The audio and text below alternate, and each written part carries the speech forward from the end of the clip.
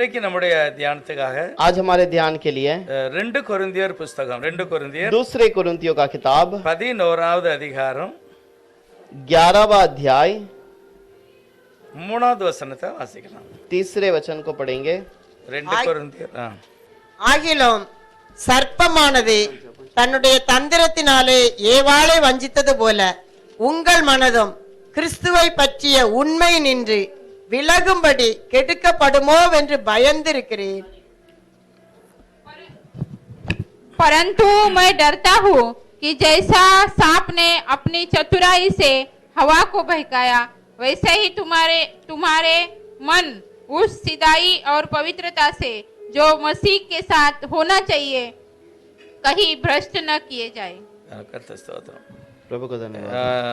பவுல் இந்த அதிகாரம் 11ல ஆரம்பத்துல இருந்து ஒரு காரியத்தை சொல்லுகிறார். और पौलुस इस अध्याय के अंदर कुछ बात को सिखाता है. நான் சொல்லுகிறதை தவறா நினைத்துக் கொள்ளாதீர்கள். और वो कहता है कि मैं जो कहता हूँ उसे गलत मत समझ लेना. நான் உங்களை கற்புள்ள கன்னிகையாக கிறிஸ்தியன் ஒரே அந்த புருஷனுக்கு நியமித்திருக்கிறேன். और मैं तुम्हें कन्या के समान मसीहा के लिए अर्पण करता हूँ. ஆகவே சர்ப்பம் ஏவாளை வஞ்சித்தது, इसलिए सर्प ने हवाई को फंसा दिया. உங்களுடைய மனதும் வஞ்சிக்கப்படுமோ என்று நான் பயந்திருக்கிறேன். तुम्हारा मन भी कहीं बहकाया ना जाए ऐसे मैं चिंतित हूँ. ஆகவே அதில் எழுதியிருக்கிறாரு, கிறிஸ்துவை பற்றிய உண்மையிலிருந்து விலகக்கூடாது. और इसलिए कहता है कि मसीहा की सच्चाई से दूर न हो जाओ. நாம் இந்த வார்த்தைக்காக ஜெபம் பண்ணுவோம். इस वचन के लिए प्रार्थना करेंगे. உள்ளவருக்கு நன்றி சொல்லுகிறோம். पवित्र प्रभु धन्यवाद हो. உலகம் பூராவும் ரட்சிக்கப்படவும் சத்தியத்தை அறிகிற அறிவையும் அடைய வேண்டும் என்று விரும்புகிறவருக்கு நன்றி சொல்லுகிறோம். और दुनिया के सारे लोग उद्धार पाने चाहिए करके चाहने वाले प्रभु धन्यवाद. சத்தியத்தை அறிவீர்கள், சத்தியம் உங்களை விடுதலை ஆக்கும். और सत्य को तुम जानोगे, सत्य तुम्हें छुटकारा देगा. இயேசுவே சத்தியமும் ஜீவனுமாக இருக்கிறார். यीशु ही सत्य और जीवन है. இந்த சத்தியம் உலகமெல்லாம் இருக்கிற ஒவ்வொருவரையும் உயிர்ப்பை கட்டும். तुम्हारा सत्य सारे लोगों को जीवित करे. இங்க இருக்கிற ஒவ்வொருவரும் கூட நீர் விரும்புகிறபடியே நாங்கள் விசுவாசத்துல நிலைத்திருக்க உதவி செய். और आपके अंदर ही हमें बढ़ने के लिए मदद कीजिएगा प्रभु. இயேசுவினுடைய நாமத்தினால பிதாவே, यीशु के नाम से मांगते हैं पिता. आमीन. आमीन. ஏவாள் சொல்றாரு, ஏவாள் வஞ்சிக்கப்பட்டாள். वो कहता है कि हवा बहकाई गई है. ஆனா இப்போ நீங்க என்ன செய்ய கூடாது? अब तुमको क्या नहीं करना உங்களுடைய है. மனது கிறிஸ்துவை பற்றிய உண்மையிலிருந்து விலக கூடாது. तुम्हारा मन मसीहा के वो सच्चाई से कहीं बहकाए ना जाए. அப்ப இன்னைக்கு போராட்டம் எதுல இருக்கு அப்படின்னு சொல்லுகிறாரு. आज लड़ाई किस में है करके बताता है. உங்களுடைய மனதுல அல்லது இருதயத்துல, हमारे मन में या फिर हमारी हृदय के अंदर. எபேசியருக்கு எழுதின நிருபம் इफिसियों का किताब, இதுலயும் கூட பவுல் ஒரு காரியத்தை சொல்லுகிறார். इस पर भी पौलुस एक बात को कहता है. 6வது அதிகாரத்துல 6वें अध्याय पर 12வது வசனம். 12वां वचन. ஏனெனில் மாம்சத்தோடும் இரத்தத்தோடும் அல்ல, துரைத்தனங்களோடும் அதிகாரங்களோடும் இப்பிரபஞ்சத்தின் அந்தகார லோகாதிபதிகளோடும் வானமண்டலத்தில் உள்ள பொல்லாத ஆவிகளின் சேனைகளோடும் நமக்கு போராட்டம் உண்டு.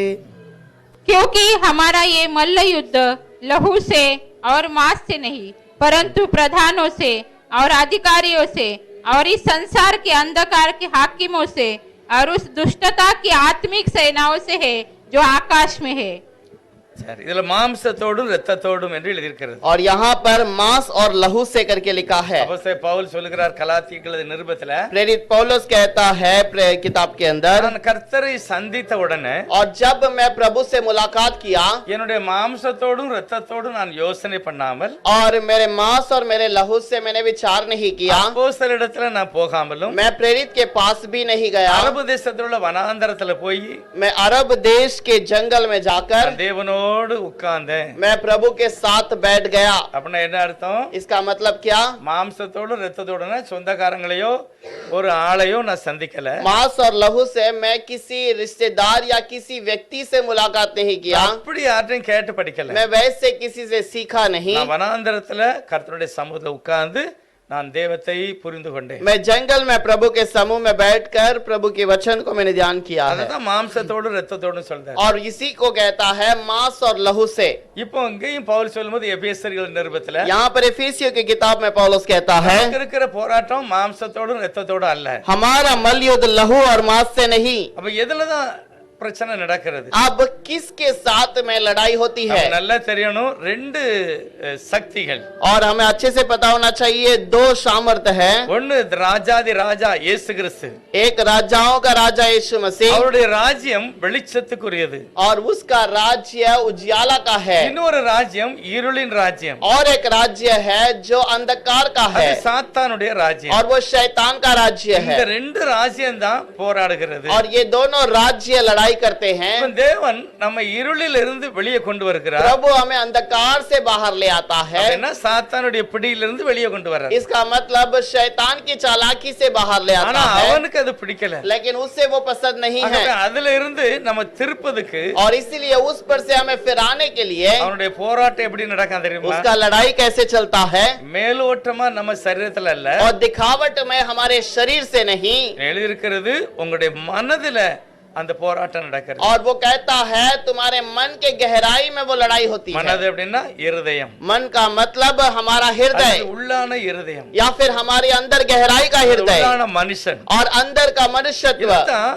மனது அப்படின்னு எழுதியிருக்கிறது. और इसी के बारे में वो मन करके कहता है। ஆண்டவர் சொல்கிறார், பழைய ஏற்பாட்டு காலத்துல पुराने नियम पर प्रभु कहता है ஆசரிப்பு கூடாரம் செய்வதற்கு நிறைய காணிக்கை கொண்டு வரணும். वाचा का संदूक बनाने के लिए बहुत सारे तुम्हें तोहफे ले आना है, ஆனா யாரெல்லாம் மனப்பூர்வமா கொடுப்பாங்களோ அவங்ககிட்ட தான் வாங்கணும். लेकिन जो अपने मन से देना चाहते हैं केवल उन्हीं से लेना। நல்லா புரியணும், மனம் அப்படின்னா என்னது? अब मन का मतलब क्या है? உங்களுடைய இருதயம், அது பார்க்க முடியாது. आपका हृदय उसे देख नहीं सकता, இல்லது உள்ளான ஒரு மனிதன், या फिर अंदर का एक मनुष्यत्व। அங்கதான் கர்த்தர் உண்மையை எதிர்பார்க்கிறார். और उसी को प्रभु वो मन को दिखाता है, சாத்தானும் அதைத்தான் பார்க்கிறான். और शैतान भी इसी बात को देखता है।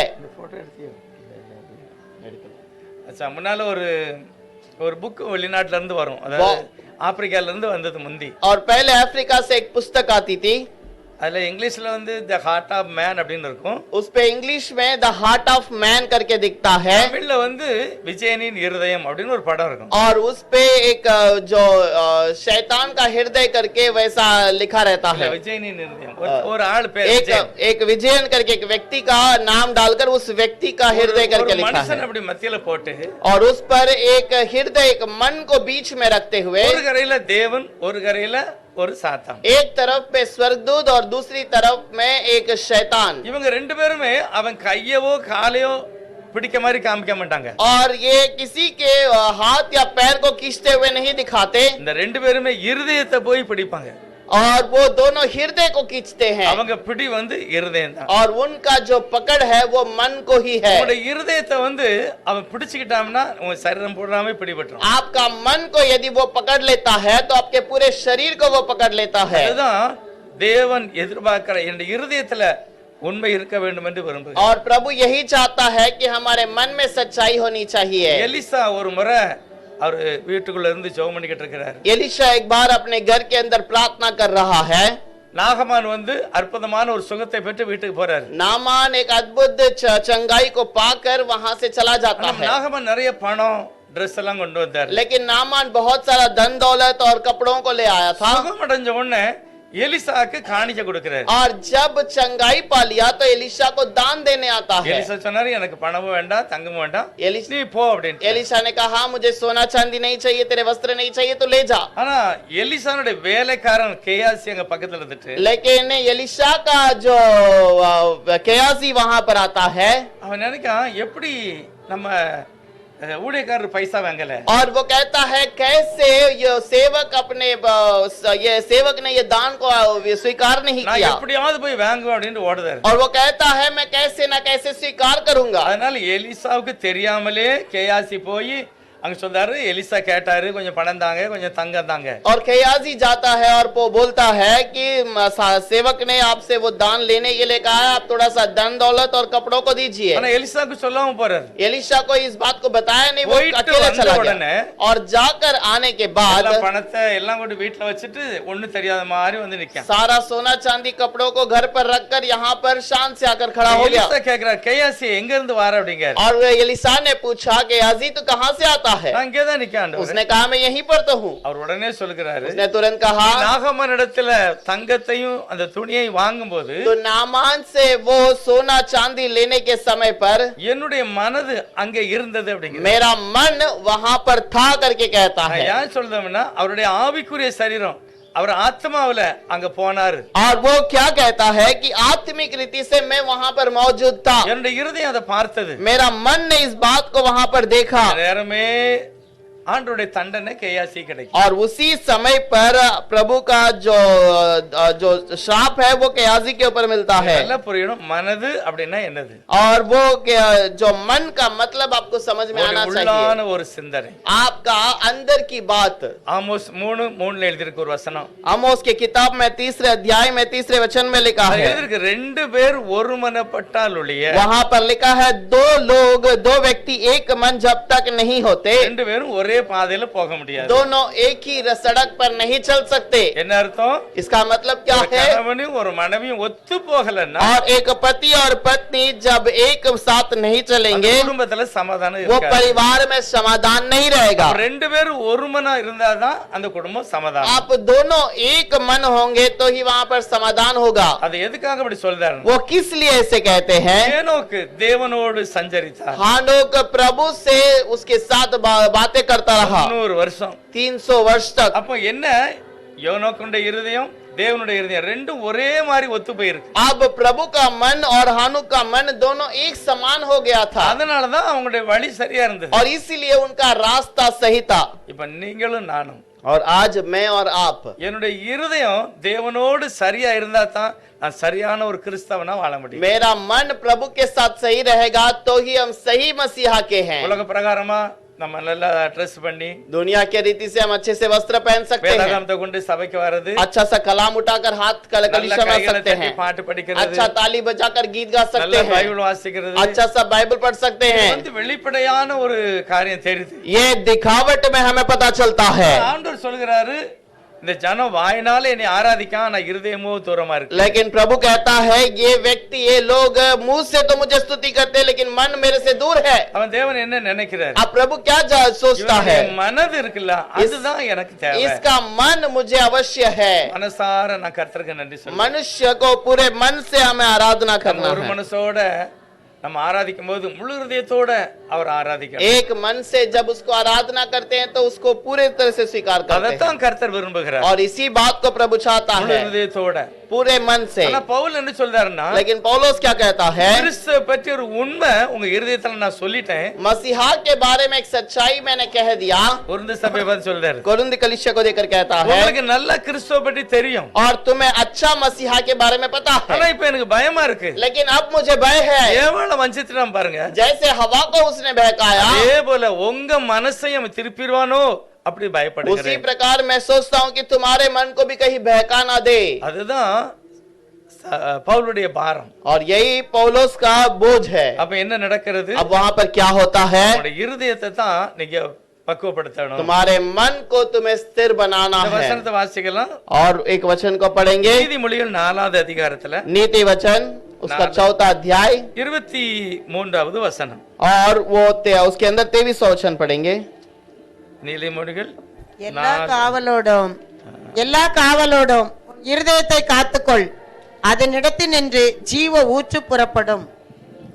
सबसे अधिक अपने मन की रक्षा कर, क्योंकि जीवन का मूल स्रोत वही है। இப்போ நீங்க பாருங்களேன், மணி பர்ஸை பாதுகாத்துங்க அப்படின்னா நம்ம கொஞ்சம் கண்ட்ரோல் பண்ணி வைக்கலாம். अगर मनी पर्स को संभालने के लिए कोई कहता है तो हम उसे संभाल के रखते हैं, இல்ல உங்க மொபைல்ல பாத்துக்கங்க, या फिर अपने मोबाइल को இல்ல संभालिए, யாராவது உங்க அக்கவுண்ட் நம்பரை கேட்டா கொடுக்காதங்க. और या फिर आपका अकाउंट नंबर कोई पूछता है तो मत दीजिए। இதெல்லாம் நம்ம கவனமும் வைக்கக்கூடிய சான்ஸ் இருக்கு. ये सब बातों में हम संभालने के लिए सोचते ஆனா हैं, சாலமன் சொல்றார், உன்னுடைய இருதயத்தை நீ அதை பாதுகாக்கணும். लेकिन सुलेमान कहता है कि तुम्हारे मन को संभालो। எப்படி பாதுகாக்க முடியும்? कैसे मन की रक्षा कर सकते இது हैं? ஆரம்ப பாத்தீங்கன்னா 20வது வசனம் சொல்லுகிறது, इसमें 20वें वचन में लिखा है, என் மகனே என் வார்த்தைகளை கவனி, हे मेरे पुत्र मेरे वचन को ध्यान என் देकर सुन வசனங்களுக்கு செவி சாய், और अपना कान मेरी बातों पर लगा, அவைகளை உன் கண்களை விட்டு பிரிக்க கூடாது. इनको अपनी आंखों की ओटों से न होने देना, உன் இருதயத்தில் அதை காத்துக்கொள்ள வேண்டும். वरन अपने मन में धारण कर, அப்பந்தான் உன் இருதயத்தை காத்துக்கொள்ள तब முடியும். ही तो अपने मन को संभाल सकता है। இருளில் இருக்கிற இருட்டல்ல வெளிச்சம் தருகிற என்னது? अंधकार में उजियाला देने वाला क्या है? கர்த்தருடைய வேதம் சொல்லுகிறது. प्रभु का वचन कहता है, தாவீது சொல்றார், நான் இருளில் இருந்தாலும் கர்த்தர் எனக்கு வெளிச்சமாய் இருப்பார். दाऊद कहता है, मैं अंधकार में रहूंगा तो भी प्रभु मेरे लिए उजियाला है। வசனம் தான் என்னை வெளிச்சத்துல வைக்கும். वचन ही मुझे उजियाले में रखता है। வசனத்தை எத்தனை பேர் வாசித்து இருதயத்துல பதிவு और பண்ணுகிறார்கள், जितने लोग वचन को मन के अंदर रखकर उसको मांगते हैं, அவங்கதான் வெளிச்சத்தின் பிள்ளைகளா வாழ முடியும். और वही लोग उजियाले के बच्चे बनेंगे। அப்படி இல்லைன்னா இருளின் அதிகாரத்துல உங்க இருதயம் இருக்கும். और नहीं तो वो अंधकार के अंदर रहेंगे। வெளிப்படையா எல்லாம் சரியா தான் இருக்கும். और बाहर दिखावट में सब कुछ सही रहेगा। யாருக்கும் தெரியாது, அம்மாவுக்கும் தெரியாது, அப்பாவுக்கும் தெரியாது, ना माता को पता चलेगा ना पिता को पता चलेगा, தெய்வத்துக்கு தெரியும். लेकिन प्रभु जानता है உன்னுடைய இருதயம் சரியில்லை. तुम्हारा मन सही नहीं है। உன்னுடைய இருதயம் சரியாகணும்னா தேவனுடைய வார்த்தைக்கு நான் கீழ்ப்படியணும். तुम्हारा मन सही होना चाहिए तो प्रभु के वचन के लिए ध्यान दो, வார்த்தைனா பாதுகாத்துக் கொள்ளணும். और वचन के द्वारा संभाल लेना। எல்லா காவலோடும் உன் இருதயத்தை காத்துக்கொள். सारी सुरक्षा से अपने मन की सुरक्षा कर, அதில் இடத்துல இருந்து ஜீவ ஊற்று, ஜீவ தண்ணீர் வரும். और उसके अंदर से जीवन का नदी बहता है। என்ன நடக்கும்ங்க? वहाँ पर क्या होता है? வார்த்தை கிரியை செய்யும். और वचन कार्य करता है, அது நல்ல வார்த்தைகளை பேசும். और वो अच्छे वचन और अच्छे बातों को அது सिखाता है। தாறுமாறா இருக்காது. वो अपने मन मर्जी से नहीं भटकाता। ரொம்ப முக்கியம் என்னுடைய இருதயம் தான். और बहुत मुख्य बात है मन को இத संभालना, நான் வாயினால அறிக்கை செய்ய வேண்டும், வெளிப்படுத்த और வேண்டும். इसे अपने मुंह से हमें कबूल करना है, அப்பதான் நாம் வெற்றியை பார்க்க முடியும். और तब ही हम जय पा सकते हैं। அந்த 24வது வசனத்துல நீதிமொழிகள் नीति वचन 4 के अंदर வாயின் தாறுமாறுகளை உன்னை விட்டு அகற்றி உதடுகளின் மாறுபாட்டை உனக்கு தூரப்படுத்து. 24 टेढ़ी बात अपने मुंह से मत बोल, और चालबाजी की बातें कहने तुझसे दूर रहे. அதாவது தப்பான வார்த்தை நீ பேசக்கூடாது. गलत बातों को बातें ना कर। நமக்கு எல்லாருக்கும் பைபிள் தெரியும். हम सबको कलाम तो पता है। இந்த பைபிள் உங்களை முழுசாவே என் பிள்ளை அப்படின்னு ஏற்றுக்கா? और क्या ये कलाम आपको अपना बच्चा करके मानता है? உங்களை இந்த வேதாகமம் ஏற்றுக்கிட்டா இல்ல வெளியே நிக்க தள்ளுதா? या ये कलाम आपको स्वीकार कर लेता है या फिर आपको प्रभु से दूर करता है? உங்களை ஏற்றுக்கிட்டா இல்ல நீ வராதன்னு சொல்லுதா? आपको स्वीकार करता है या फिर ऐसा कहता है कि नहीं तुम मत आ? உங்களை ஏற்றுக்கிட்டு आपको स्वीकार किया है, அப்படிதானே? ஏற்றுக்கிட்டா இல்லையா? स्वीकार किया है कि नहीं? இயேசுவானவர் அல்லது வசனம், और ये वचन या फिर प्रभु यीशु, இயேசு உங்களை சரிதான் நான் உன்னை ஏற்றுக்கொள்ளுதேன் நீ என் பிள்ளை அப்படின்னு சொல்லுதாரா, இல்ல நீ लायक இல்ல வெளியே நில்லுன்னு சொல்லுதாரா? क्या यीशु ऐसे कहता है कि तू लायक नहीं बाहर चला जा, या फिर वो तुझे स्वीकार करता है? அப்ப ஏற்றுக்கிட்டாரு. उसने स्वीकार किया है। அப்ப என்னுடைய வார்த்தை இயேசுநாதர் தான் மாதிரி தான் பேசணும். अब यीशु मसीह की बातें ऐसे ही बाका करना है, யாரு என்ன சொன்னாலுமே இயேசு மாதிரி பதில் கொடுக்கணும். और कोई भी आपको बातें करता है तो यीशु के समान जवाब ஒரு ஆள் दीजिए। சொல்லுது எங்களுக்கு ரொம்ப கஷ்டமா இருக்கு. एक व्यक्ति कहता है कि मुझे बहुत तकलीफ है, இப்ப நம்ம என்ன சொல்லணும்? हमें क्या कहना है? நான் உங்களுக்கு ஜெபம் பண்ணுவேன், मैं आपके लिए प्रार्थना करूंगा, இயேசுவானவர் உங்களுக்கு சுகம் கொடுப்பாரு, यीशु आपको चंगाई करेगा உங்களுக்கு சமாதானம் கொடுப்பாரு. और तुम्हारे लिए शांति ஆனா मिलेगी। சாத்தான் என்ன சொல்லுதாம்னா, लेकिन शैतान क्या कहता है? நீ கடன் வாங்கிருக்கியா, நீ எழும்ப மாட்டேன்னு சொல்லு. और तू उधार लिया है क्या, तू उठेगा नहीं? சுகம் இல்லையா, क्या तू चंगाई नहीं पाया? உனக்கு வெற்றி எல்லாம் கிடையாது. तुम्हें कोई चंगाई नहीं मिलेगी। இப்படி சொல்லுது சாத்தான். और ऐसा कहने वाली बातों को शैतान बताता எங்க இருந்து है। வருது வார்த்தை? ये बातें कहाँ से आती है? இருதயத்திலிருந்து வருது. हमारे हृदय से आता है। ஆகவே இருதயத்தை தான் நான் காத்துக்கொள்ள வேண்டும். और हमारे मन को हमें संभालना है। இருதயத்துல வார்த்தை இருந்ததுன்னா நான் வார்த்தையை தான் பேசுவேன். और अगर मन में वो वचन है तो उस वचन को ही मैं बोलूंगा। பவுல் சொல்றாரு, पौलुस कहता है, உன்னுடைய இருதயத்தை நீ பக்குவப்படுத்து, और तेरे मन को तू सुरक्षा में रख। உன் இருதயம் கெடுக்கப்படுமோ அப்படின்னு நான் பயந்திருக்கிறேன். मैं डरता हूँ कि तेरा मन बहकाया ना जाए। சாத்தான் என்ன செய்வான் அப்படின்னா, शैतान क्या करता है? ஆண்டவரை நம்பாத, और प्रभु के ऊपर भरोसा न कर। இந்த விஷயத்துல அவரால முடியாது. इस बात को वो प्रभु नहीं कर सकता। அவன் பிள்ளை எல்லாம் படிச்சுக்கிடாது, और तुम्हारे बच्चे नहीं पढ़ सकते। நீங்க நினைச்ச மாதிரி எல்லாம் நடக்காது. तुम जैसे सोचोगे वैसा नहीं होगा। இதெல்லாம் சாத்தான் தெய்வத்துக்கு மேல உள்ளவங்களுடைய அன்பையும் உங்க விசுவாசத்தையும் விலக்குறது தான் அவனுடைய வேலை. और ये सब कुछ प्रेम को प्रकट करने वाला ही प्रभु का काम है। அதாவது சாத்தான் விலக்குவான், शैतान दूर करेगा ஆனா தெய்வம் என்ன செய்வாரு? और प्रभु क्या करेगा? எந்த மனிதனையும் அவர் பிரகாசிக்க பண்ணுகிற தெய்வம். कोई भी मनुष्य को प्रकाशमान करने वाला प्रभु है। நீங்க ஜெபம் பண்ண முடியுமா? ஆண்டவரே சாயங்காலம் இருட்டே ஆகக்கூடாது. क्या आप प्रार्थना कर सकते हैं कि प्रभु शाम को अंधेरा नहीं होना चाहिए? நீங்க ஜெபம் பண்ண முடியாது, आप प्रार्थना नहीं कर सकते அது உங்களுக்கு அதிகாரமே கிடையாது. क्योंकि उसका अधिकार नहीं है। இருட்டு வரும், और अंधकार आएगा, ஆனா நீங்க என்ன செய்யணும்? लेकिन आपको क्या करना है? இருட்டு வந்து வெளிச்சம் போடணும். हाँ प्रभु, अंधकार आया तो उजियाला होना चाहिए இதுதான் நீங்க செய்ய முடியும். और ये आप कर सकते हैं। இருட்டா என்ன லைட் பொறுத்துங்க. आप अंधेरा हो गया तो लाइट चालू कीजिए। இருட்டு வேண்டாம்னு சொல்ல முடியாது. आप अंधकार नहीं चाहिए तो करके ये बोल नहीं बरसा सकते, सही वो अंधकार आएगा। நான் என்ன செய்யணும்? और हमें क्या करना அந்த है? இருட்டான இடத்துல வெளிச்சம் வேணும்னா வெளிச்சத்தை வைக்கணும். अगर उस अंधकार में उजियाला चाहिए तो वहाँ पर दीवट लगाना எவ்வளவு है। இருட்டு வருதோ அவ்வளவு வெளிச்சம் நான் கொடுக்கணும். जितना अंधकार आता है उतना उजाला हमें देना है, அப்பதான் இருள் வெளியே போகும். और तब ही वो उजाला जो बाहर अंधकार बाहर जाएगा। இதுதான் பைபிள் சொல்லுகிறது. इसी को बाइबल कहती है। எவ்வளவு அவிசுவாசம் வருதோ நீ அவ்வளவு வசனத்தை பேசி ஜெயிக்கணும். जितना अविश्वास आता है उतना बाइबल को बताकर प्रार्थना அவங்க कर, என்னம் செய்யட்டும்,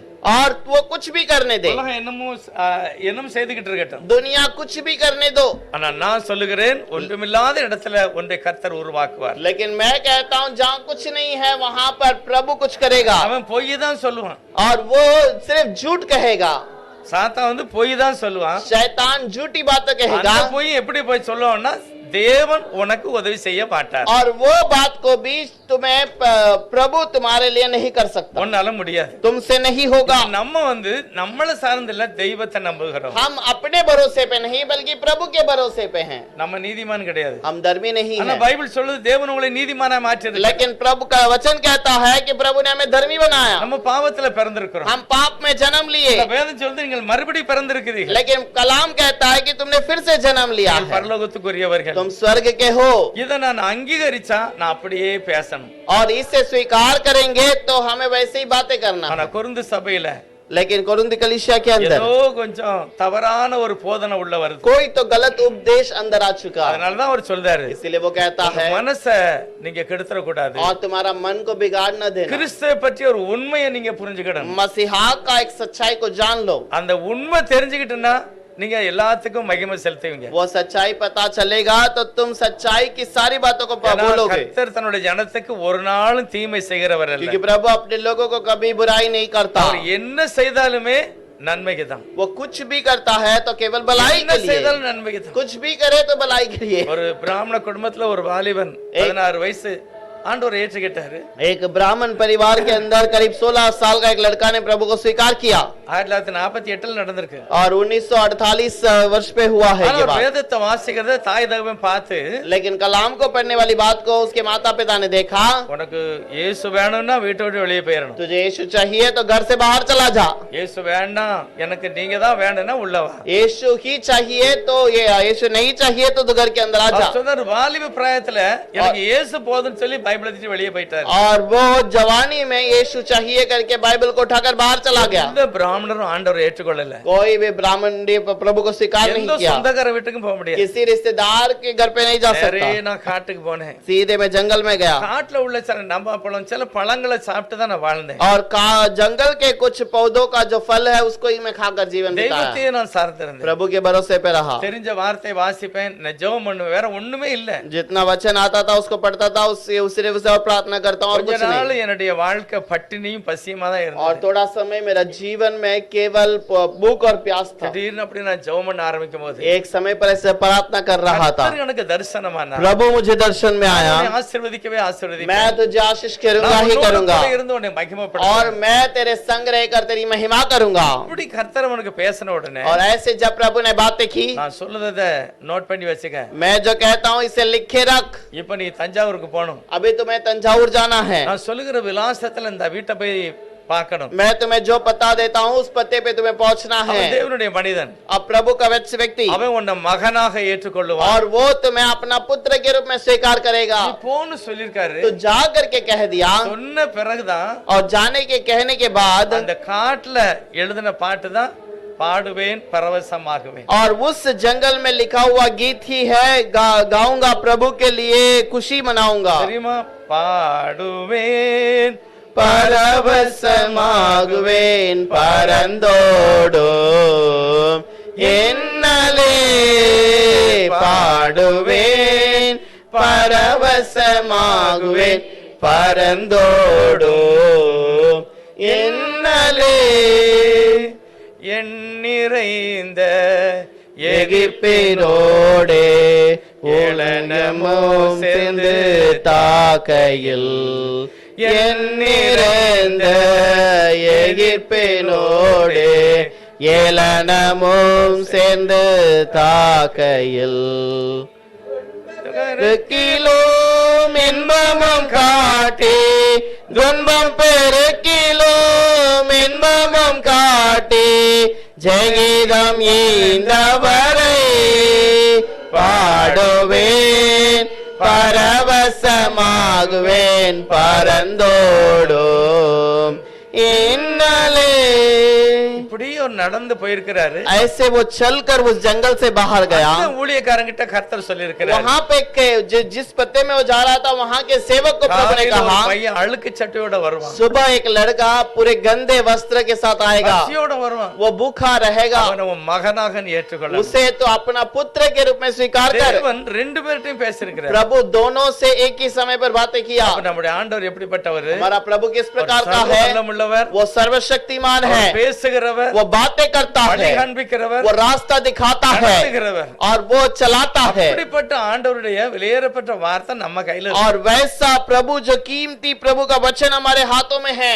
இதுதான் என் இருளின் அதிகாரத்திலிருந்து விடுதலையா ये मुझे अंधकार के सामर्थ्य से निकालेगा இருளின் அதிகாரத்திலிருந்து என்னை வேற வழியில கொண்டு போய் और अंधकार के रास्ते से निकालकर उज्याले में ले जाएगा அதுக்குதான் கர்த்தர் இந்த வேதத்தை நமக்கு தந்திருக்கிறார் इसी कारण प्रभु ने ये वचन हमें दिया है கடைசி நாளில் इस आखिरी समय पर உன் இருதயத்தை திசை திருப்பக்கூடிய அளவுக்கு என்னது இருந்தாலும் நான் ஜாக்கிரதையாக இருக்க अपने வேண்டும். मन को कहीं और भटकाने वाली बात हो तो उससे हमें ध्यान से रहना அவனுடைய चाहिए போராட்டம் மாம்சத்தோடு இரத்தத்தோடும் அல்ல क्योंकि उसका लड़ाई हमारे मन से हमारे शरीर से और लहू से नहीं இருதயத்தை தான் ये பார்க்கிறேன் हमारे मन को देखता है தேவன் மேல ஒரு அவிசுவாசம் प्रभु के வைக்கணும். अंदर का एक अविश्वास வார்த்தையை நம்பாத वचन के पर भरोसा ना कर அதெல்லாம் வரப்போறது இல்ல वो सब नहीं होने वाला உலகம் இப்படியே தான் இருக்கும் दुनिया ऐसे ही रहेगा நீ இதெல்லாம் பார்த்து அனுபவிக்கணும் तो ये सारी बातों के ऊपर देखकर उसी पे भरोसे पे रहना। அவனுடைய நோக்கம் எல்லாம் உங்களை இருட்டுல கொண்டு போகணும் और उसका विचार आपको अंधकार में ले जाना இருளையா நீங்க நம்பணும் और अंधकार को भरोसा करना உங்களையே நீங்க நம்ப கூடாது और तुम अपने आप को भरोसा न कर அப்படின்னா உனக்கு நீ இவ்வளவுதானே படிச்சிருக்க क्या तू ऐसा ही सीखा है இன்னும் நீ உயர மாட்ட और तू और आगे नहीं बढ़ நீ सकता உயர முடியாது तू जीवन में और बढ़ोतरी நீ नहीं பரிசுத்தமா पाएगा வாழ முடியாது तू पवित्र नहीं रह நீ सकता விழுந்துட்ட तू गिर गया நீ है எழும்ப முடியாது तू उठ नहीं पाएगा அப்படியே சாத்தான் சொல்லி தெய்வத்தை விட்டு அவன் பிரிக்கிறான் ऐसे ही कहकर शैतान प्रभु से हमें दूर करता ஆனா है பவுல் சொல்லுகிறார் लेकिन पौलुस कहता है வசனத்துல அடுத்தது பார்த்தீங்கன்னா 2 கொரிந்தியர் 11வது அதிகாரம் दूसरे कोरिन्थियों की किताब 12 अध्याय के अंदर 3வது வசனத்துக்கு வாசிட்டு அடுத்து 4 வாசிக்கலாம் तीसरा वचन और चौथा वचन पढ़ेंगे ஆகிலும் சர்ப்பமானது தன்னுடைய தந்திரத்தினாலே और इसलिए सर्प अपनी चालाकी से ஏவாளை வஞ்சித்தது போல जैसी उसने हवा को बहकाया உங்கள் மனது கிறிஸ்துவை பற்றிய உண்மையிலிருந்து விலகும்படி கெடுக்கப்படுமோ என்று பயந்திருக்கிறேன் और तुम्हारा मन प्रभु से भ्रष्ट किया और किसी और हानि से भ्रष्ट किया जाएगा करके मैं डरता हूँ। அடுத்த வசனம் சொல்லுது अगला वचन में कहता है எப்படி அப்படின்னா ये कैसे हो सकता है உங்களிடத்துல வருகிறவன் और यदि कोई तुम्हारे पास आकर நாங்க சொல்லாத இயேசுவை சொல்லுகிறான் किसी दूसरे यीशु के प्रचार करे நீங்கள் பெறாத ஆவியை பற்றி பேசுகிறான் और ऐसे आत्मा के बारे में बात करे जिसे तुमने नहीं पाया நீங்கள் கேட்காத சுவிசேஷத்தை சொல்லுதான் और तुमने जो सुसमाचार नहीं सुना उसके बारे में कहा அவன் புதுசா ஒண்ணும் சொல்லல वो कुछ नया नहीं कहता அதாவது உண்மையும் பொய்யும் கலந்து சொல்லுதான் वो झूठ और सच दोनों को मिलाकर कहता है அப்பதான் ஒரு மனுஷனை வஞ்சிக்க முடியும் और तब ही वो एक व्यक्ति को फंसा सकता है। யாராவது 300 ரூபாய் தாள் கொண்டாந்து கூட கொடுத்தா நீங்க வாங்க மாட்டீங்க आपको कोई 300 रुपए का नोट लेकर आके देंगे तो आप वो नहीं लेंगे, யாரும் வாங்க மாட்டாங்க कोई नहीं लेगा। அவன் சொன்ன இந்த 300 ரூபாய் எல்லாம் கிடையாதுப்பா வரலையப்பா கவர்மெண்ட் கொடுக்கல 300 रुपए का नोट गवर्नमेंट की ओर से नहीं आया है, 400 ரூபாய் நோட்டு வந்தாலும் வாங்க மாட்டோம் 400 रुपए का नोट आएगा तो भी नहीं लेंगे। அப்ப சாத்தான் 400 ரூபாயும் அடிக்க மாட்டான் 300 ரூபாயும் அடிக்க மாட்டான் अब शैतान 400 रुपया या 300 रुपए का नोट नहीं छापेगा, இருக்கிறத தான் அவன் கள்ள நோட் அடிப்பான் और जो है उसी पे वो का एक झूठा नोट छापेगा। அப்ப வேதமும் அப்படிதான் சொல்லுது कलाम भी ऐसे ही कहता है, பேப்டிசமா இருக்கட்டும் और बपतिस्मा हो, ஆராதனையா இருக்கட்டும் आराधना हो, எல்லாமே எது உண்மையோ அதை செய்ய சொல்ல வேண்டாம் और வேற வழியில தான் செய்வான் जो भी है उसको सच्चाई के अनुसार ही उसे झूठी में बताता है। ஞானஸ்தானத்தை மாத்துவான் बपतिस्मा को बदलेगा, விசுவாசத்தை மாத்துவான் विश्वास को बदलेगा, அடுத்து என்ன செய்வான் और क्या करेगा? ஆராதனையும் கூட மாத்திடுவான் आराधना को भी बदल देगा। நல்ல கிபி 320வது வருஷம் आपको अच्छे से पता होना चाहिए 320 वर्ष यीशु के बाद முதல் சாத்தான் செய்கிற வேலை पहला शैतान करने वाला काम ஒரே ஒரு ஆண்டவரை தொழுது கொள்ள கூடாது एक ही खुदा को नमन नहीं करना है। நிறைய பரிசுத்தவான்கள் இருக்காங்க बहुत सारे पवित्र लोग हैं। மரியா இல்லாம இயேசு எப்படி வந்தாரு मरियम के बिना यीशु कैसे आ गया? அதனால மரியாளையும் கும்பிடணும் इसीलिए मरियम को भी नमन करो। பேதர் இல்லாம எப்படி பரலோகத்துக்கு போக முடியும் पतरस के बिना कैसे स्वर्ग में जाओगे? அதனால பேதரையும் வச்சுக்கிடணும் इसीलिए पतरस को भी रख लो। அதாவது அந்த நம்பிக்கை விசுவாசத்தை उस சிதறடிக்கிறான் भरोसा को वो हमें बहकाता है। ஒரே ஒரு தெய்வத்தை ஆராதிக்கிறதுக்கு பதிலா வேற வேறையா பிரிச்சுட்டான் एक खुदा को नमन करने को छोड़कर वो यहाँ वहाँ भटका देता है, இதுதான் சாத்தானுடைய வேலை और यही शैतान का काम है। ரெண்டாவது உங்களுடைய நம்பிக்கை அவரையே சார்ந்து இருக்க கூடாது और तुम्हारा भरोसा उसी के ऊपर नहीं होना கர்த்தர் चाहिए। என்னை ஆசீர்வதிப்பார் प्रभु मुझे आशीष करेगा, எனக்கு பலவீனமா இருக்கு என்னை சுகமாக்குவார் मैं कमजोर हूँ मुझे चंगा करेगा। அதுதான் என்னுடைய நம்பிக்கை பைபிள் அப்படிதான் சொல்லுது यही मेरा भरोसा है, बाइबल ऐसे ही कहता है। எல்லாத்தையும் அவர் செய்ய வல்லமுள்ளவரா இருக்கிறார் सब कुछ करने के लिए वो सामर्थ्यवान है। பெர்க்மன் எனக்கு சொல்லாரு भाई बर्कमान उस दिन कहते हैं, நான் நிறைய மாத்திரை சாப்பிட்டேன் मैं बहुत दवाई खा रहा था எனக்கு சாப்பாட்டுல கொஞ்சம் ஐட்டத்தை நான் மாத்தினேன் और मेरे खाने पीने में मैंने थोड़ा बदलावट लाया எனக்கு சுகர் நார்மல் ஆயிட்டு और मेरा शुगर नॉर्मल हो गया என்னுடைய பிரஷரும் நார்மல் ஆயிட்டு और मेरा प्रेशर भी कम हो गया। நான் இப்ப அந்த மாத்திரை சாப்பிடுறேன் मैं अब वो दवाई नहीं खा था, ஆனா கர்த்தருடைய சமூகத்துல ஒரு உண்மையை சொல்லுதேன் लेकिन प्रभु के समूह में एक सच्चाई कहता हूँ, ஒரே ஒரு மாத்திரை சாப்பிடுறேன் केवल एक दवाई में लेता हूँ அது என்னுடைய நீர் போக்குக்காக और वो मेरे जो पेशाब के लिए है, ஆனா அதையும் கர்த்தர் நீக்கிடுவார் उसे भी प्रभु दूर करेगा। தேவன் சர்வ வல்லமுள்ளவர் प्रभु सामर्थवान है நான் அவரை நல்லவராகவே பார்க்கிறேன் और मैं उसे केवल भलाई करने वाला ही देखता हूँ। वो अद्भुत करता है मेरे लिए அதுதான் வாயின் அறிக்கை और यही जबान का अर्पण है। நான் தேவனை அப்படிதான் நான் நம்பணும் हमें प्रभु को वैसे ही भरोसा करना है, எல்லாவற்றையும் செய்ய அவர் வல்லவராக இருக்கிறார் सबको भरोसा करना है, सबके ऊपर करने के लिए वो पूरा करने के लिए सामर्थवान है। இருதயத்தை நான் காத்துக்கொள்ளணும் हमारा मन को हमें संभालना है, நான் வேதாகமத்தை என்னுடைய இருதயத்துல பதிய வைக்கணும் हर एक दिन में मन के अंदर वचन को रखना है।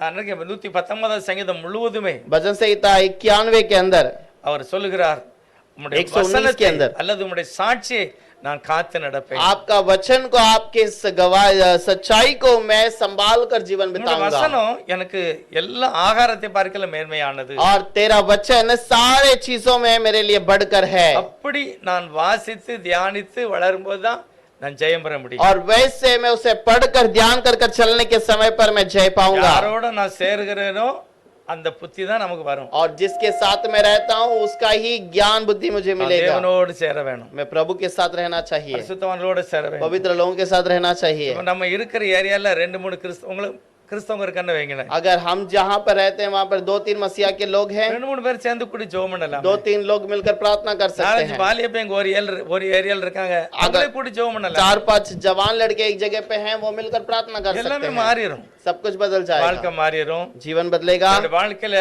எனக்கு தேவையான எல்லாத்தையும் தெய்வம் கொடுப்பார் मेरे जीवन में रहने वाली सारी बात को प्रभु देगा। நம்முடைய தேவன் சர்வ வல்லவர் हमारा प्रभु सर्वशक्तिमान அவரே है, சொல்லி இருக்கிறார் எல்லாரை காட்டிலும் உன்னை மேன்மையாக वो வைப்பேன் खुद कहता है कि सारे चीजों में मैं तुम्हें ऊंचाई में रखूंगा। உன்னால நடக்காதது ஒண்ணுமே கிடையாது तुमसे ऐसी कोई बात नहीं जो नहीं हो पाएगा। விசுவாசிக்கிறவனுக்கு எல்லாம் கூடும் विश्वास करने वाले के लिए सब कुछ होगा। இவ்வளவு வாக்குத்தத்தம் எல்லாம் கொடுத்திருக்கிறதுனால इतना वागदान दिया है प्रभु ने, அதுல நான் வளரணும் उस वागदान में मैं स्थिर रहूंगा। சில காரியங்களை நம்ம ஆசைப்பட்டு கேட்க தப்பே கிடையாது कुछ से बातों को हम इच्छा से मांगना गलत नहीं है கர்த்தர் கேட்கலாம் और प्रभु से मांग सकते हैं, சித்தமானே எனக்கு தாருங்க प्रभु आपकी इच्छा हो तो मुझे दीजिए, எனக்கு நல்ல வசதியான வீடு தாங்க मुझे अच्छा रहने के लिए घर दीजिए, வண்டி தாங்க मुझे अच्छी गाड़ी दीजिए। ஆண்டவரே எனக்கு கடனே வாங்க கூடாது प्रभु मैं कोई उधार नहीं लेना நான் चाहिए, மாத்திரையே சாப்பிட கூடாது मैं कोई दवाई नहीं खाना चाहिए, இப்படி நான் தெய்வத்திட்ட நான் கேட்கிறேன் मैं ऐसे प्रभु से मांगना चाहिए। சாத்தான் சொல்லும் ஒரு முறை சுகர் வந்துன்னா போவே செய்யாது. शैतान कहेगा एक बार शुगर आएगा तो तुम्हारे जीवन से कभी नहीं निकलेगा। இது உண்மையா? क्या ये सच्चाई है? உண்மை கிடையாது. ये सच्चाई नहीं है। தேவன் எல்லாத்தையும் மாற்றுவார். प्रभु सब कुछ बदलता है। என்ன வியாதியா இருக்கட்டும், कोई भी बीमारी क्यों ना हो, அருமையா இருக்கட்டும், क्या कंगालपन क्यों ना அவர் हो, மாற்றுவாரு. वो बदलेगा। அவர் மேல நம்பிக்கை வைக்கணும். उसी के ऊपर भरोसा रखना है। ஏவாள்கிட்ட வந்து சாத்தான் சொன்னான், हवा से प्रभु ने कहा தேவன் உங்களை ஏமாற்றி और வச்சிருக்கிறாரு, प्रभु ने तुम्हें फंसा के रखा है। அவர் நல்லவர் கிடையாது, वो अच्छा खुदा नहीं இந்த है। பழத்தை சாப்பிடக்கூடாதுன்னு சொன்னார்ல, ये फल को तुम्हें खाने से मना किया இது था। சாப்பிட்டா நீயும் கடவுள் மாதிரி इसे மாறிடுவ, तुम खाओगे तो तुम भी खुदा के समान बदल நீங்க வேற जाओगे। லெவலுக்கு போயிருவீங்க. तुम और कहीं बहुत पहुंच जाओगे। அந்த ஏவாளுடைய இருதயம் பாதிக்கப்பட்டது. यह हवा का ही जो मन है वो फंसाया गया। அதனாலதான் இதை சாப்பிடக்கூடாதுன்னு சொன்னாரா? अच्छा, इसीलिए प्रभु ने कहा नहीं खाना है। அப்ப இதை சாப்பிட்டா நான் அவரே மாதிரி மாறிடுவேனா? अब ये खाएंगे तो क्या मैं उसके समान बदल जाऊंगा? தேவனுக்கு மேல உள்ள ஒரு அன்பை அல்லது விசுவாசத்தை தள்ளிட்டான் சாத்தான். और प्रभु के अंदर का एक विश्वास को शैतान ने दूर कर दिया। 2 கொரிந்தியர் 11:3 அப்படிதான் சொல்லுது. दूसरे कोरिन्थियों का 11:3 में ऐसे लिखा ஏவாளை है, வஞ்சித்தது போல और जैसे हवा को बहकाया உங்களுடைய இருதயமும் வஞ்சிக்கப்படுமோ என்று நான் பயந்திருக்கிறேன். तुम्हारा मन को भी बहकाएगा करके मैं डरता हूँ। தேவனை முழு இதயத்தோடு நாம் விசுவாசிக்கிறோம். प्रभु को पूरे मन से भरोसा करना எல்லா है। சூழ்நிலையிலும் அவர் என்னை வெற்றி சிறக்க பண்ணுவார். सारे परिस्थिति में मुझे जय देगा। எல்லாம் என்னதான் இருந்தாலும் சரி, कुछ भी काम क्यों ना हो, அவர் என்னை சுற்றிலும் வெளிச்சமாக இருப்பார். मेरे चारों ओर में कुछ उजाला நாங்க रहेगा சாட்சியா இருப்போம், और हम गवाही में रहेंगे। நாங்க உயர்ந்து இருப்போம். हम ऊंचे स्थान पर அவர் रहेंगे। எனக்கு என்ன நன்மையோ அதெல்லாம் குறை வைக்க जो மாட்டார். मुझे भलाई है वो सब कुछ वो मुझे करेगा। அதுதான் தேவனுடைய பார்வையில மேன்மையானது. और यही प्रभु के समूह में एक भरोसा का बात है। இந்த நம்ம ரூத்த பாருங்க, रूत को देखिए, அவ சொல்றா, वो कहती है உங்களுடைய தெய்வம் என்னுடைய தெய்வம், तेरा खुदा मेरा खुदा है। நீங்க எங்க இருக்கீங்களோ அங்க நான் இருப்பேன். जहाँ तू रहेगी वहाँ पर ही मैं भी रहूंगी। அவள் நகோமி சொல்றா, नहोमी कहती है, தன் மனதிலே இவ்வளவு உறுதியா இருந்தபடியினால் और वो अपने मन में इतना स्थिर थी इसीलिए, திரும்ப நீ போன்னு அவ சொல்லவே और இல்லை. उसको वापस भेजी नहीं। அவளுடைய இருதயத்தை நகோமி பார்த்துட்டா. उसके मन की बात को नहोमी ने देखा। அவளுடைய உள்ளான இருதயம் இவ்வளவு வைராக்கியமா இருக்கிறது. मन का गहराई कितना विश्वास में भरपूर है। சரி, நீ என் கூட வா. तो आजा मेरे साथ। அதுதான் ரூத்துனுடைய நம்பிக்கை, முழு இருதயத்தோட நம்புறது. और ये पूरे मन से भरोसा करने वाली बात है। போவாஸ் என்ன சொல்றாரு? बोआज क्या कहता है, நீ சாதாரண இடத்துக்கு வரல, तो साधारण स्थान पर नहीं आई, சேனைகளின் தேவனாய கர்த்தருடைய சட்டையின் கீழே நீ வந்திருக்கிறாய். सेनाओं के यहोवा के पंखों तले तू आई है। அவர் உன்னை वो ஆசீர்வதிப்பார். तुम्हें आशीष करेगा। அந்த தேவனுடைய மனுஷர்கள் எப்படி வாழ்த்துக்கிறான்னு பாருங்க. और वो प्रभु के लोग कैसे उसको दावा करते हैं। அவன் देखिए, பெருசா ஒண்ணு எதிர்பார்த்து ஒண்ணு வரல. कोई बड़ी चीज का इंतजार नहीं करते। அவன் என்னத்தை எதிர்பார்த்து வாரா? वो क्या बात का इंतजार करते हैं? முதல் அதிகாரத்தில் சொல்லி पहले இருக்கிறார், अध्याय में लिखा है, தேவன் தன்னுடைய ஜனங்களை சந்திக்கிறார், प्रभु अपने लोगों से मुलाकात करता है ஆகாரம் கொடுக்கிறார். और उसको भोजन देता இதை है। கேட்டுதான் அவங்க நல்ல சாப்பாடு கிடைக்கும்னு சொல்லி தான் கானானுக்கு வராங்க. और वो ये अच्छा भोजन मिलेगा करके वो कानान देश में वापस நல்ல आते हैं। சாப்பாடு மட்டும் இல்ல, अच्छा भोजन ही नहीं, நல்ல உயர்வான ஸ்தானத்தை கர்த்தர் अच्छे கொடுத்தார். ऊंचे स्थान को भी प्रभु ने दिया।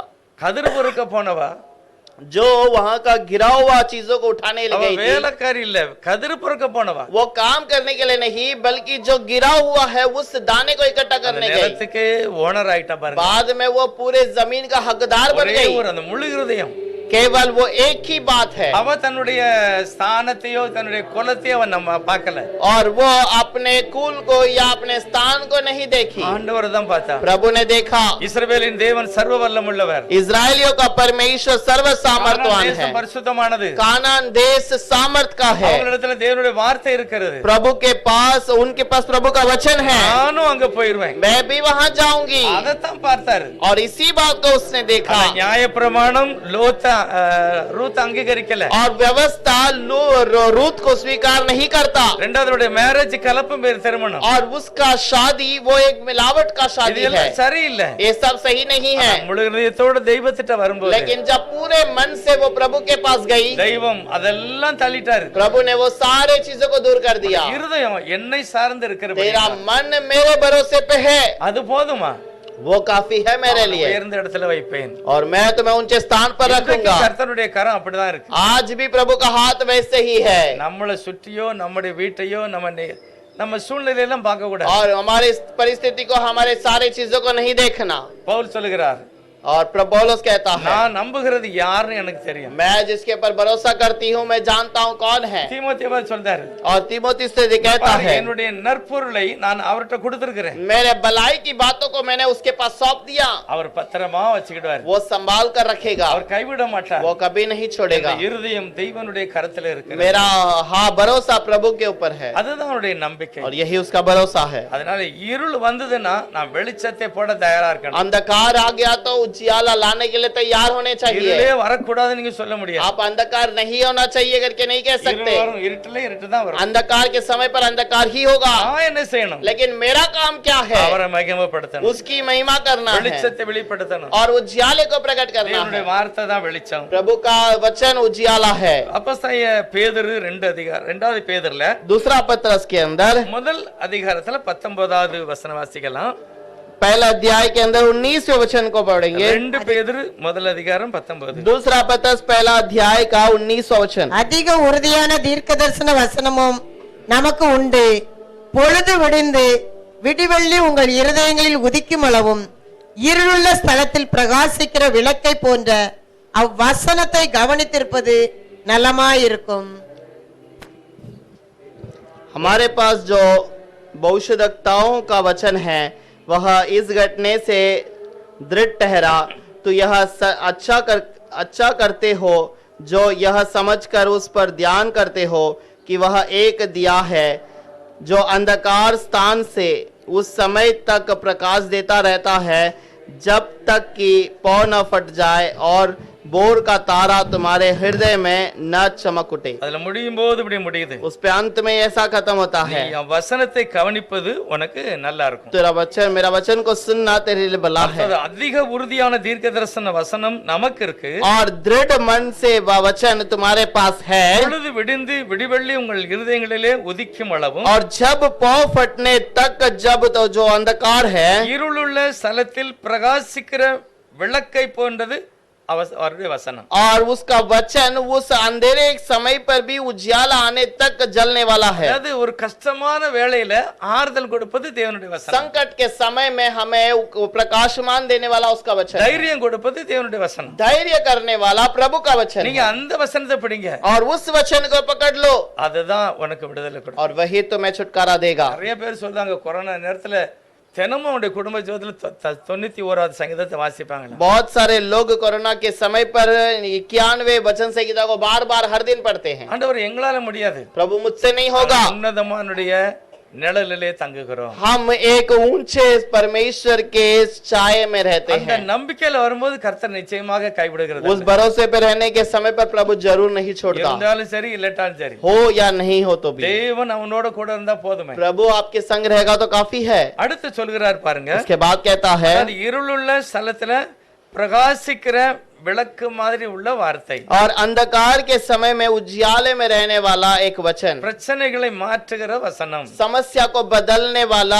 एक बात, சமாதானத்தை கொடுக்கிற வசனம். समाधान को देने वाली बात, அதை நீ பிடித்துக்கிட்டனா उसे यदि तुम पकड़ लो நீ மகிமையாக வாழ முடியும். तुम महिमा में रह सकोगे। அவரை பிடிக்கணும், அவருக்கு நம்பணும் முழுசா. उस प्रभु को हमें दृढ़ पकड़ना है। காலேப் யோசுவா இந்த ரெண்டு பேர்ட்ட அந்த மகிமையான வார்த்தை இருந்தது. कालेब जोशुआ ये दोनों के पास वो सामर्थ का बात ரெண்டு था। பேர் போய் சுத்தி பார்த்துட்டு வராங்க. 12 लोग उस स्थान को घूम फिर कर आते हैं 10 பேர் அங்க பார்த்து அங்க உள்ள ஜனங்களை பார்த்துட்டு பயந்தாங்க. और 10 लोगों ने वहां के लोगों को देखकर उसे देखने के बाद डर அவங்க गए। பெரியவங்க, वो बड़े बड़े लोग அவங்க हैं, பலசாலிகள், वो सामर्थवान हैं அவங்க ரொம்ப பலமா இருக்காங்க. और वो सामर्थ के लोग हैं। இவங்கள போராடி நம்ம அந்த இடத்தை பிடிக்க முடியாது. उनसे लड़कर हम उस जगह को जीत नहीं सकते। காலேப் யோசுவான்னு சொல்றாங்க. लेकिन कालेब और जोशुआ कहते हैं தேவன் எங்களை நம்புகிறார், प्रभु मेरे पर भरोसा करता அவர் है, எங்க மேல அன்பா இருக்கிறார். वो हमसे प्रेम करता அதனால है இந்த தேசத்தை நாங்க और ஜெயிப்போம். इसीलिए हम उस देश को जीतेंगे। ஆண்டவர் சொல்றாரு, உத்தம இருதயத்தோட என்னை பின்பற்றினவர். प्रभु कहता है उत्तम हृदय से उसके ऊपर फिरने वाले। இந்த ரெண்டு பேர்ட்ட என்ன வித்தியாசம்? ये दोनों के पास अंतर क्या है? 12 பேருமே ஒரே மாதிரி தான். और ये 12 लोग भी एक ही बात पे அவங்க हैं। எல்லாருமே பிரபுக்கள் அப்படின்னு போட்டிருக்கு. और दोनों के बारे में लिखा है ये दोनों खुदा हैं। ஆனா அங்க ரெண்டு பேரும் அந்த ரெண்டு கூட்டத்தோட இருதயம் இருக்கு பாருங்க, இருதயம் தான் வித்தியாசம். और ये दोनों का मन जो है वो बदलावट का है। ஒருவருடைய இருதயம் கர்த்தரை பார்க்கிறது, और एक का मन प्रभु की ओर देखता है அவர் ஜெயம் பெற்று தருவார். और वो जय पाता है। அந்த 10 பேரு அவங்க இருதயத்துல அந்த தெய்வத்துக்கு இடம் கொடுக்கல. और ये 10 लोग उनके मन में प्रभु के लिए जगह नहीं உலகத்தை दी பார்த்தான், दुनिया को देखते हैं, அவங்கள பார்த்தான், उनको देखा அதுதான் பெருசா தெரிஞ்சது. और वो उनके लिए बड़ा दिखाई दिया। ஆண்டவர் மிகவும் துக்கப்பட்டார். प्रभु बहुत दुखित हुआ அவங்கள சொல்லிட்டார், நீ எப்படி வாயிட்டு சொன்னியோ அப்படியே நீ செத்தே போயிரு அப்படின்னு. और प्रभु ने कहा जैसा तो अपने जबान से कहा वैसे ही तू मर जाएगा। நீ போக முடியாதுன்னு சொன்னல, நீ போகவே மாட்ட. तू जाएगा करके नहीं कहा ना, इसलिए तू जाएगा ही नहीं।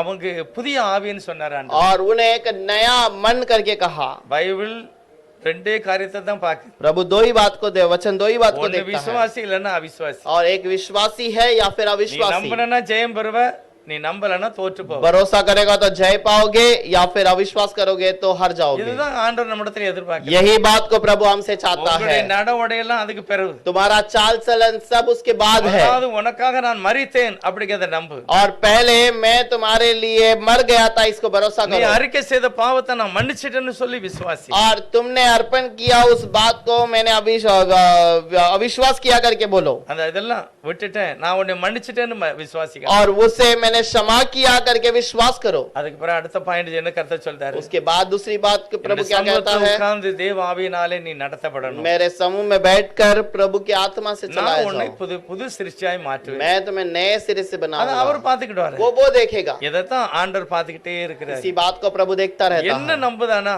क्या मुझे भरोसा करता है? நான் அவனை நீதிமானாய் मैं மாற்றுவேன். उसे धर्मी करूंगा। எப்படிப்பட்ட ஒரு மாதிரிப்பட்ட ஜனமெல்லாம் சமூகத்துல வந்து சரியாயிட்டாங்க. और कैसे बिगड़े हुए लोग प्रभु के समूह में आकर सुधारे गए। ராகாப பத்தி 3 இடத்துல பைபிள்ல வேசின்னு எழுதிருக்கு. और राहाब के बारे में 3 जगह पर लिखा है कि वो वेशी है, वो वेशी है। ஆனா அவட்ட ஒரே ஒரு விஷயம் தான், लेकिन उसके पास एक बात है, கர்த்தர் பயங்கரமானவர். प्रभु सामर्थवान அவர் है। செங்கடலாம் பிளந்து கொண்டு வந்தாராம். और वो लाल समुद्र को पार कर ले आया। பார்வோன் கையில இருந்து ஜனங்களை வெளியே கொண்டு வந்தார். फिरौन के हाथ से लोगों को छुड़ा लाया கானானுக்கு கொண்டு போறான். और वो कानान देश में ले जाएगा।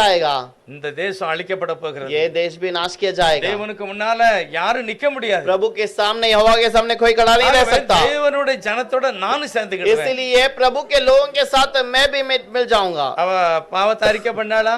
क्या उसने पाप को कबूल किया? இல்ல ஞானஸ்தானம் எடுத்தாளா? क्या उसने बपतिस्मा लिया? அவருடைய ரத்தம் பூசியிருந்தா அவ செவர்ல? क्या उसके घर पर लहू लगाया गया था? ஒண்ணுமே இல்ல. कुछ भी नहीं था। கடைசி நேரத்துல आखिर समय அவருடைய पर விசுவாசம் எல்லாத்தை காட்டிலும் மேன்மையாக அவளை நிறுத்தினது. उसका विश्वास सारे चीजों में महिमा में ले जाकर रखा। எல்லா சூழ்நிலையிலும் அவ விடுதலையாக்கப்பட்டிருப்பாள். सारी परिस्थिति में वो जय पाई है। கர்த்தர் அவளை நீதிமானாய் பரிசுத்தவாட்டியா தான் பார்த்தார். प्रभु ने उससे एक धर्मी और पवित्र के रूप में देखा। இந்த நம்பிக்கை ये भरोसा- வெளியே இல்ல, என் இருதயத்துல இருக்கணும். ये भरोसा हमारे बाहर दिखावट में नहीं, मन में होना चाहिए। அத நான் கிரியையில और காமிக்கணும். उसे कार्य में सफल दिखाना है। தான் ஜெயம் பெறுவார். वही लोग जय पाएंगे। என்னுடைய இருதயம் காப்பாற்றப்படும் போது கர்த்தருடைய ஆசீர்வாதத்தை நான் பெற்றுக்கொள்வேன். मेरा मन जब बचाया जाता है तब मैं प्रभु से संभाला கடைசி जाता ஒரு हूँ। வசனத்தை आखिर வாசிக்கிறோம். में एक वचन को पढ़ेंगे। யாக்கோபு 2வது அதிகாரம் याकूब का दूसरा अध्याय 25வது வசனம். 25वां वचन। யாக்கோபு याकूब 2:25. वैसे ही 2 में 25। அந்தபடி ராகாப் என்னும் வேசியும் தூதர்களை ஏற்றுக்கொண்டு வேறு வழியாய் அனுப்பிவிட்ட போது கிரியைகளினாலே அல்லவோ நீதி உள்ளவளா ஆக்கப்பட்டாள். वैसे ही राहब वेश्या भी जब उसने दूतों को अपने घर में उतारा और दूसरे मार्ग से विदा किया तो क्या कर्म से अधिक धार्मिक न ठहरी? அந்த விசுவாசத்தை நடைமுறையில காண்பித்தார். और उस विश्वास को उसने चाल चलन में दिखाया। உங்ககிட்ட வந்து யாராவது சொல்றாங்க இந்த மாதிரி எனக்கு ரொம்ப வேதனையா இருக்கு, यदि आपसे आकर कोई कहता है मुझे ऐसे बहुत दुख होता है, உங்க விசுவாசத்தை நீங்க சொல்லணும். आपके विश्वास को कहना है, आपका विश्वास को कहना है, आपका दुख खुशी में बदल जाएगा। நடைமுறையில காண்பிக்கிறது. और यही आपके चाल चलन में दिखाना। நீங்களும் நல்லா இருப்பீங்க, அவங்களும் நல்லா इस இருப்பாங்க. पे आप भी भलाई में रहेंगे, वो भी भलाई से ஜெயம் रहेंगे। கர்த்தரால் வரும். जय प्रभु से आता है। நம்முடைய தேவன் தோல்வி உள்ளவரல்ல, வெற்றி அடைந்தவர். हमारा प्रभु हरावट का नहीं बल्कि जय का है। தோல்வி உள்ளவனை வெற்றி அடைய பண்ணுகிறார். और जो हरावट का है उसको जय दिलाता है। பாவியை நீதிமானாய் மாற்றுகிறார். पापी को धर्मी ठहराता है। அவருடைய சமூகத்துல நொறுங்குண்ட இருதயத்தோட வருகிறவனை சந்தோஷமாய் வைக்கிறார். और उसके समूह में जो टूटे मन से आते हैं उन्हें खुशी से रखता है। மலடியை பிள்ளை தாட்சியாய் ஆற்றுகிறார். और जो बांझ को वो बच्चों देकर आनंदित कराता அவர் है। நல்லவர். और वो भला है, அவர் என் இருதயத்தின் ஆழத்துல நம்ம मेरे हृदय की गहराई को समझता அவர் है, வெற்றி அடைய वो செய்வார் जय दिलाता है। கர்த்தர் அப்படிப்பட்ட மகிமையான விசுவாச வாழ்க்கையை நமக்கு தருவார் प्रभु ऐसे महिमा का विश्वास की बातों को देगा। நம்ம எல்லாரும் ஜெபம் பண்ணலாம் हम सब प्रार्थना करेंगे, எல்லாரும் கர்த்தரை நோக்கி பார்க்கலாம் हम सब प्रभु की ओर ஆண்டவரே देखेंगे। என்னுடைய அவிசுவாசம் நீங்க எனக்கு உதவி செய்யும் प्रभु मेरा विश्वास निकल कर मुझे நான் भलाई அப்படிப்பட்ட कीजिए, மகிமையுள்ள விசுவாசத்தினால நிரம்பணும் और वो मैं अभी विश्वास के जीवन को बिताना चाहिए। வெளிச்சத்தை போல இந்த வசனத்தை उजियाले के समान इस वचन என் को இருதயத்துல நான் பதிக்கணும் और मैं अपने मन में रखना चाहिए, எப்பொழுதும் மகிமைப்படுத்தணும் आपके हमेशा महिमा करना चाहिए। எல்லாவற்றையும் செய்ய வல்லமை உள்ளவர் என்று நான் நம்பணும் सब कुछ करने वाला सामर्थ्यवान करके बोलना எல்லாம் चाहिए। கிரியில நடப்பிக்கும் सब போதுதான் कुछ कार्य में सफल करने के समय தேவன் पर அதை நடப்பித்து வெற்றியை தருவார் प्रभु उसे चलाकर सफल करा के देगा। மகிமையானவரே நன்றி சொல்கிறோம் महिमा का प्रभु धन्यवाद। எல்லாரும் உம்முடைய பாதத்துல உம்முடைய சமூகத்துல வந்திருக்கிறோம் और अभी हम सब लोग आपके समूह में आए हैं। எத்தனை பேர் இயேசுவை நோக்கி பார்த்தார்களோ அவர்கள் எல்லாம் பிரகாசம் जितने அடைந்தார்கள் लोग यीशु की ओर देखे वो सब அவருடைய प्रकाशमान हुए வாழ்க்கை பிரகாசமா இருந்தது और उनका जीवन प्रकाशमान हुआ। ஏசாயா 8:18 சொல்லியிருக்கு और यशाया के किताब के अंदर 8:18 में लिखा है, நானும் என் ஜனமும் मैं और मेरे என்னுடைய लोग, பிள்ளைகளும் मेरे बच्चे சியோனிலே सियोन में அடையாளமா இருப்போம் चिन्ह में रहेंगे அற்புதமாக இருப்போம் और अद्भुत रीति से रहेंगे। அப்படிப்பட்ட மகிமையான ஆசீர்வாதத்தினால் கர்த்தர் நிரப்புவார் वैसे महिमा की बातों से भर दीजिए। யாரெல்லாம் நம்பிக்கையோட தன்னுடைய இருதயத்தை திறந்து தேவனுடைய வார்த்தைக்கு விட்டு கொடுக்கிறார்கள் जिन्होंने भी प्रभु के लिए अपने आप को भरोसा रखकर अर्पण किए हैं அவர்கள் எல்லாரும் நீதிமானாய் பரிசுத்தவான்களாய் மாறட்டும் और वो सब धर्मी बनकर रहे हैं। இயேசு கிறிஸ்துவின் நாமத்தினால பிதாவே यीशु के नाम से मांगते हैं पिता, ஆமென் आमीन।